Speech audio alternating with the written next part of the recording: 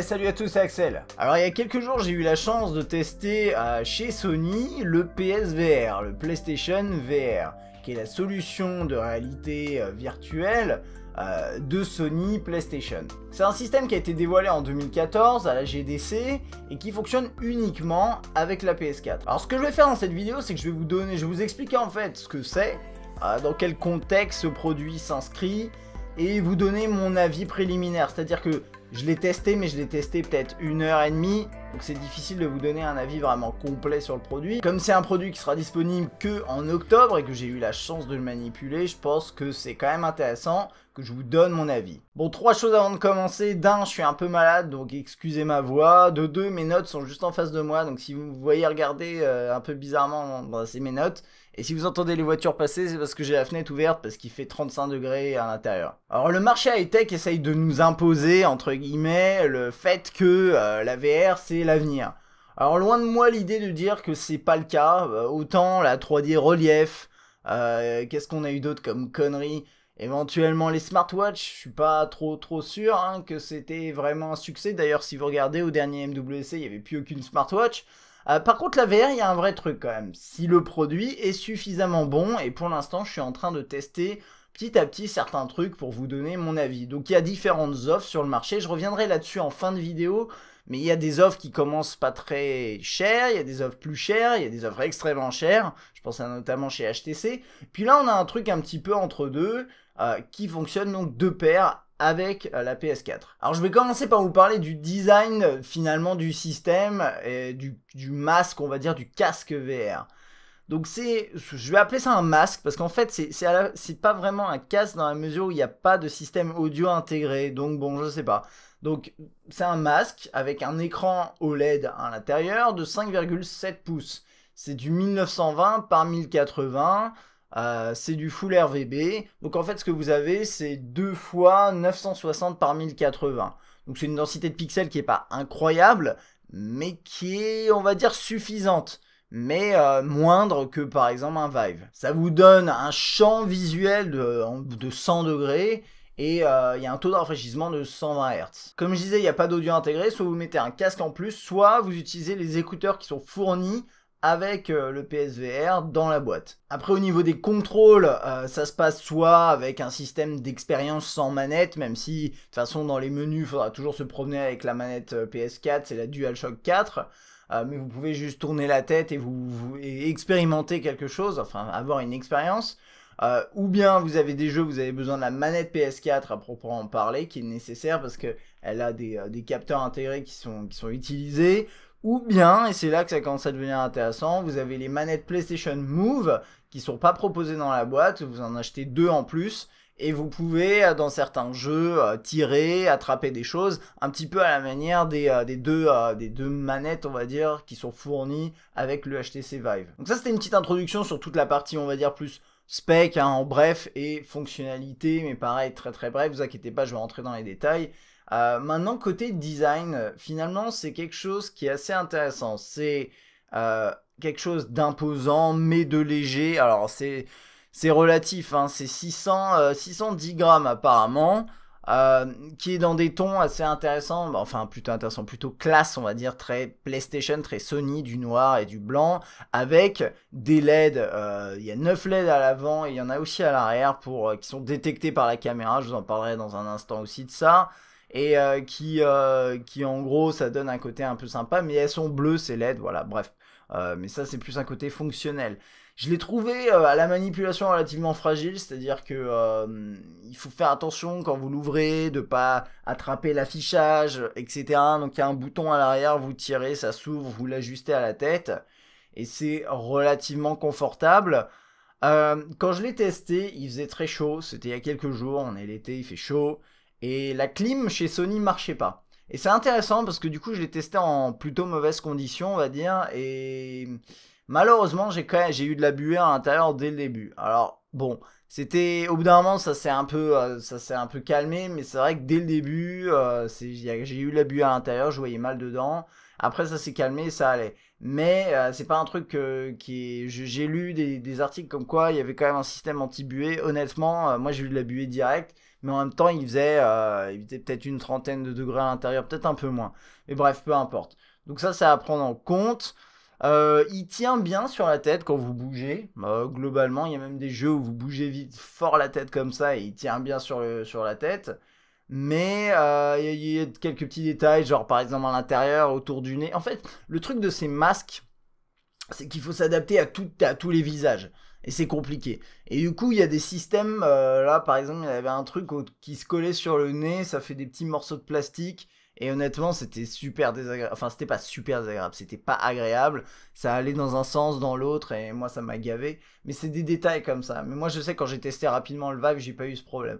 Donc je le mentionne et puis on verra quand je passerai à un test vraiment complet. Alors je vous parlais des LED à l'avant, et les LED à l'avant, qu'est-ce qu'elles servent à faire en fait? C'est elles sont détectées par la PS Caméra, et d'ailleurs cette PS Caméra, c'est un module qu'il va falloir acheter en plus. C'est quelque chose qui est d'ailleurs un peu étrange parce que si vous voulez, elle est pas dans la boîte, alors qu'elle est nécessaire.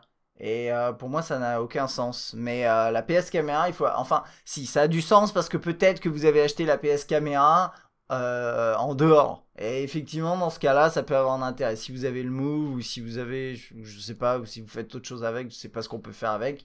Mais voilà. Et je reviendrai sur le total du coût du pack un peu plus tard et de tout ce qu'il faut acheter finalement pour bien y jouer. Vous avez un système de jack 3.5 et il y a un micro aussi, alors qui pour l'instant n'est pas vraiment utilisé, il me semble. Ça se branche en HDMI et USB, et ce qui est un truc qui est un peu intéressant, c'est que à la fois vous avez l'expérience bien sûr VR devant vous, et vous avez aussi du mirroring ou un autre mode dont je vais vous parler après, qui s'affiche sur le téléviseur. Donc c'est à dire que si vous êtes avec d'autres gens, les autres personnes peuvent voir ce que vous êtes en train de faire. Voire plus. Alors un peu à l'instar d'un HTC Vive, quand vous jouez, vous avez de fait vous avez un câble qui pend sur le côté. C'est pas très gênant, je crois que c'est moins imposant que sur le Vive. Et puis il y a autre chose aussi, c'est que niveau setup, c'est plus simple qu'un Vive. Un Vive, vous savez, il faut mettre des caméras aux quatre coins, je sais pas trop quoi. Je l'ai pas trop vu pour vous dire exactement ce que c'est, mais il faut un peu plus de place. Là, il faut de la place, mais la caméra, elle se met au niveau de la PlayStation. Vous êtes devant votre écran, vous avez votre truc, c'est connecté à la PS4. C'est assez simple finalement à mettre en place. Bon, si on parlait un peu jeu, parce que moi j'ai testé plusieurs jeux, plusieurs expériences, mais il faut savoir qu'à la sortie du PSVR, qui sera le 13 octobre 2016, vous aurez à peu près une cinquantaine de jeux. C'est 50 jeux qui sont déjà prêts, optimisés pour la VR. Par la suite, apparemment, il y en a encore 160 en plus qui sont en chemin, donc vous aurez environ 200 jeux d'ici Noël, peut-être début 2017. Vous aurez quand même une belle collection. Alors il y aura des expériences gratuites qui seront intégrées pour tester un peu la VR du coup, mais en ayant acheté le produit après pour vous motiver à investir des sous dans d'autres jeux. Mais moi j'ai testé plusieurs types de jeux et qui montrent un peu la diversité des possibilités sur le PSVR. C'est plutôt intéressant. Moi j'ai testé différentes choses, notamment des jeux un peu plus sociaux, et je vais vous en parler dans tout ce que je vais vous citer là, je vais rentrer dans les détails bien sûr. Je pourrais pas forcément illustrer à chaque fois, bon, ça va être un petit peu format vlog, mais bon, dès que j'aurai la possibilité au montage de mettre des visuels pour illustrer, je le ferai. Donc vous avez un truc un peu social où finalement l'écran en face va être utilisé par les gens qui sont assis à côté de vous. Des jeux d'horreur, parce que la VR et l'horreur c'est top. Qu'est-ce que j'ai testé d'autre? Des expériences où vous êtes assis et juste vous regardez autour de vous, il y a des trucs sympas qui se passent. Vous avez des jeux plutôt simulation, des jeux plutôt arcade. J'ai testé notamment des trucs très très arcade. Voilà, il y a pas mal de possibilités, et puis bien sûr il y a toujours la possibilité de regarder des vidéos à 360 degrés à travers la plateforme. Bon, alors je vais vous parler un petit peu des différentes expériences que j'ai pu vivre chez Sony, et je vais commencer par un truc qui s'appelle le Playroom VR. Alors Playroom VR, c'est une façon que Sony a de montrer que en VR on n'est pas forcément isolé dans son coin. En gros l'idée c'est quoi? C'est que vous êtes sur un canapé, vous avez votre masque, et autour de vous, vous avez des amis. Alors, ils ont des manettes de PlayStation. Et dans le Playroom VR, en fait, vous avez différents jeux. Et par exemple, ça va être, vous êtes un monstre. Et avec votre tête, vous devez faire tomber des trucs sur vos potes qui sont en train de courir et qui doivent éviter ça. Et donc eux, ils ont une expérience sur la téléviseur qui est pas la même que ce que vous voyez. Ou bien j'ai testé un autre truc où je devais tirer avec les manettes Move. Je crois que c'était avec les Move, ouais, il me semble. Je sais plus exact. Non, bref, peu importe. Et je devais tirer sur des fantômes que je voyais pas, mais eux les voyaient, et donc devaient me dire, regarde, il y a un truc qui est là, faut que tu tires à droite de cette statue, ou je sais pas quoi, bref. C'est ce genre de truc. Le seul souci avec ça, c'est intéressant, hein. Le principe est intéressant. Un des soucis qu'il y a, c'est que si vous devez écouter ce qui se passe autour de vous, bah dans ce cas-là, faut pas mettre le casque, ou le mettre pas très très fort. Faut pas mettre de casque audio, quoi. Ou bien et du coup vous vous privez d'une partie de l'ambiance du jeu, mais bon, ça c'est de toute façon il n'y a pas trop le choix. Donc ça c'était intéressant. Après bon, dans tous les cas, le joueur qui est au milieu reste isolé. Il a sa vue à lui tout seul, il entend des gens crier autour de lui, mais il sait pas trop, enfin il sait ce qui se passe, mais il vit une expérience à part. Et donc faut se relayer, ça peut être effectivement assez rigolo si chacun se relaie. Alors après je suis passé sur un truc qui s'appelle Into the Deep, où apparemment ça a été renommé, ça s'appelle Ocean Descent. Donc c'est une descente dans l'océan, vous êtes dans vous savez, ces cages dans lesquelles les plongeurs peuvent descendre dans l'eau. Et vous êtes là-dedans et vous descendez, vous pouvez juste en fait vous avancer, reculer comme ça, regarder autour de vous. Et au bout d'un moment, vous vous faites agresser par un requin, donc ça tire un peu vers l'horreur, sauf qu'à la fin, vous ne faites pas bouffer, donc je spoil, mais de toute façon, on s'en fout, ça dure 30 secondes. C'était pas mal, mais c'est genre de truc, c'est vraiment des expériences pour plus montrer comment ça fonctionne, ce qui est possible de faire. Et d'ailleurs, niveau graphisme, j'en reparlerai peut-être un peu après, mais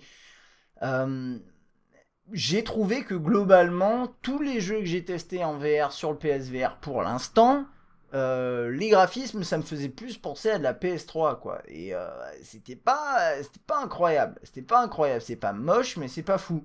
Donc là, par exemple, voilà, le requin, il est bien animé, mais moi, j'ai eu du mal quand même à me sentir dedans. Alors, bon, faut savoir aussi que moi, j'ai quand même l'habitude de ce genre d'expérience.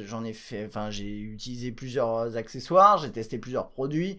Et donc, c'est vrai que niveau immersion, c'est pas forcément facile pour moi. Mais justement, c'est une bonne façon de tester le truc. Donc voilà, ça c'était Into the Deep, vous descendez dans la mer, c'est quand même joli, c'est intéressant, mais c'est pas incroyable. Après, je vais vous parler de mes expériences d'horreur, et là pour le coup c'était vachement plus intéressant. Alors ça c'est mes goûts aussi, moi j'aime bien les jeux d'horreur, et je trouve que la VR ça se prête vachement à ça, puisque bah vous avez la tête dans le truc, et quand il y a un jump scare, vous avez peut-être pas le réflexe de fermer les yeux, et le truc reste en face de vous, et voilà. Alors, j'ai testé 3 trucs si je me trompe pas. Il y en avait un, j'étais assis dans une pièce, j'étais enchaîné à une chaise, et il se passait des trucs autour de moi, et en fait, en gros, il y avait une nana complètement tarée, une sorte de monstre, et je vois un de mes potes se faire bouffer devant moi, et ça c'était cool. Parce qu'en fait, vous pouvez rien faire, vous vous sentez un peu démuni, et c'était plutôt joli là pour le coup, il me semble. J'étais dedans. Par contre, bah, vous êtes assis, quoi. Vous bougez plus, vous bougez pas, je veux dire, il n'y a rien de spécial. Mais typiquement, c'est le genre d'expérience qui est vraiment cool. Et je pense qu'il y a des gens, ça doit les faire bien flipper parce qu'il y a des jumpscares, etc. Et donc ça, c'était cool. J'ai trouvé ça sympa. Ensuite, il y en a un qui s'appelle Here They Lie, qui est un vrai jeu là pour le coup, avec vraiment plusieurs heures de gameplay. Alors, c'est pas un truc de fou, mais c'est quand même, il y a du gameplay. Et moi j'ai démarré dans des couloirs, dans des égouts, et fallait évoluer dans des égouts. C'est plutôt joli, c'est flippant. Donc ça c'est bien, c'est l'expérience qui m'a le plus plu, même si, et ça c'est intéressant, en fait les déplacements se font à la manette. Et là attention, ce sera assez subjectif. Mais en fait vous tournez votre tête comme ça avec vos mouvements à vous, et vous vous déplacez avec les joysticks. Et j'ai trouvé que ça filait une nausée, mais juste incroyable. Moi, normalement, je suis assez sensible à ça. Et c'est la seule expérience PSVR où je me suis senti vraiment pas bien du tout. Et en fait, j'ai trouvé ça plutôt intéressant. Et vous allez me dire, mais t'es complètement con. Mais en fait, si vous voulez, c'est un jeu qui fait peur. Et dans lequel, en plus, j'ai eu un peu la nausée en y jouant. Et du coup, bah, l'expérience, elle était là, quoi. J'avais envie d'enlever le truc, mais pas que parce que j'avais envie de gerber, aussi parce que ça me faisait peur. mais peur plus la nausée. Et donc c'est une drôle d'expérience. C'est-à-dire vous n'allez pas jouer 3 heures d'affilée comme ça parce que c'est badant, mais 10-15 minutes, même un peu plus, franchement, c'est une expérience intéressante. Faut pas que vous fassiez que ça, mais c'est une expérience intéressante. Donc ça, c'était plutôt cool. Encore une fois, pas cool, mais... ensuite, il y avait Rush of Blood. Et là, c'est intéressant parce que c'est un jeu par les gars qui ont fait Until Dawn. Vous connaissez sûrement, qui est un jeu mortel. Et là, c'était assez intéressant. C'était un shooter depuis un petit train. Comme quand vous faites un train fantôme, comme on appelle ça. Ouais, un train fantôme, ça s'appelle. Donc ça fait très arcade, hein. Pour le coup, c'est très très très arcade. Et vous pouviez tirer sur des mecs qui voulaient vous défoncer la rondelle. C'était bien fait, c'était un peu flippant, même si c'était des jumpscares assez basiques. Le seul problème que j'ai eu, et attention, c'est encore une version bêta, machin, mais c'est que les mains, elles se décalibraient tout le temps, et en fait, y a un truc quand même, c'est que ce jeu-là, il se jouait comme ça. C'est-à-dire, vous êtes comme ça à tirer en permanence. Quand vous baissez les bras, et bien parfois ça va décalibrer. Alors, encore une fois, c'est bêta, ça va sûrement être corrigé, blablabla. Cela étant dit, moi, passer 20 minutes à faire ça, mais moi j'ai les bras défoncés, et ça, en plus, ça me tirait sur le dos. Et ça, c'est pas agréable. Donc, les jeux comme ça, je trouve que les développeurs, ils ont pas réfléchi 5 minutes en se disant peut-être que faire ça pendant 2 heures, il y a peut-être moyen que ce soit tendu, quoi. Donc voilà, ça c'est juste pour info. Il y a des jeux comme ça, et moi j'ai trouvé pas ça très très malin, mais visuellement, c'était plutôt stylé. Alors, l'expérience qui m'a le plus plu finalement dans tout ça, c'est un truc qui s'appelle London Heist. Heist, ça veut dire un cambriolage. En fait, vous démarrez dans une bagnole de flic, vous êtes le passager. Et en fait, très arcade aussi, hein, vous avez les manettes Move, et d'un seul coup, vous faites agresser par des bandits de grand chemin, et faut leur tirer dessus, vous pouvez ouvrir la portière de la bagnole pour vous pencher, et vous faites les mouvements. Et ça, c'est vraiment cool. C'est très bien fait, c'est sympathique, faut recharger l'arme en prenant, en fait, vous avez la gun là, et hop, vous prenez les trucs, vous rechargez, et c'est bien fait, ça marche très très bien. C'est assez basique quand même, c'est assez basique, mais j'ai cru comprendre qu'il y avait un vrai jeu derrière, et qu'il y avait plusieurs, peut-être heures de jeu, je suis pas sûr, plusieurs heures de jeu, donc ça peut être vraiment bien. Et ça m'a fait penser à des choses que j'ai pas eu l'occasion de tester, mais notamment sur le Vive, j'ai déjà vu des mecs qui faisaient des simulateurs de hamburgers où on devait créer des... Moi j'aimais bien, en fait dans le jeu, le simple fait de pouvoir prendre, par exemple dans la bagnole, au début c'est un peu... il se passe rien, et vous pouvez genre ouvrir la boîte à gants, prendre une canette, l'acheter, et ça paraît con, mais j'ai trouvé ça me plaît bien. Et avec le Vive, je sais qu'il y a beaucoup de trucs comme ça. Et d'ailleurs, j'ai cru voir que sur le PSVR, il y a un jeu qui s'appelle Job Simulator, un truc comme ça, Simulator, qui va sortir. Et bah, si ça ressemble un peu à ce que je pense, ce sera un délire comme ça, où vous avez les manettes, vous devez faire un job. Ça paraît con, mais je sais pas. Pour moi, la VR, c'est aussi recréer un peu la réalité, d'une certaine façon, mais avec un autre environnement. Et le fait de pouvoir prendre des objets virtuels dans la main, je trouve... En fait, ça paraît bête, mais je trouve ça cool, en fait. Et pour finir, j'ai testé un jeu qui s'appelle Headmaster. En fait, c'est juste c'est très arcade encore une fois, et on doit mettre des buts de la tête. Et ça va plus loin que ça, c'est-à-dire qu'il y a un peu d'humour, c'est bien fait. Les mouvements, ils sont très précis. Enfin, ça prend une petite minute ou deux à prendre en main le truc, mais après, une fois que vous avez compris dans quelle position faut vous mettre pour viser à tel endroit, ça marche bien. Et vous n'avez pas besoin de faire un mouvement très très prononcé, donc ça fait pas mal à la tête ou quoi. Donc ça c'était pas mal aussi, c'était plutôt joli, mais beaucoup plus simple visuellement. Ça m'a éclaté. Donc au final on se rend compte que effectivement si vous avez une petite collection de 5 à 10 jeux sur votre PSVR, vous invitez des potes à la maison, vous pouvez vous éclater pendant quelques heures en vous relayant, en changeant le masque et ensuite en essayant aussi les jeux un peu sociaux.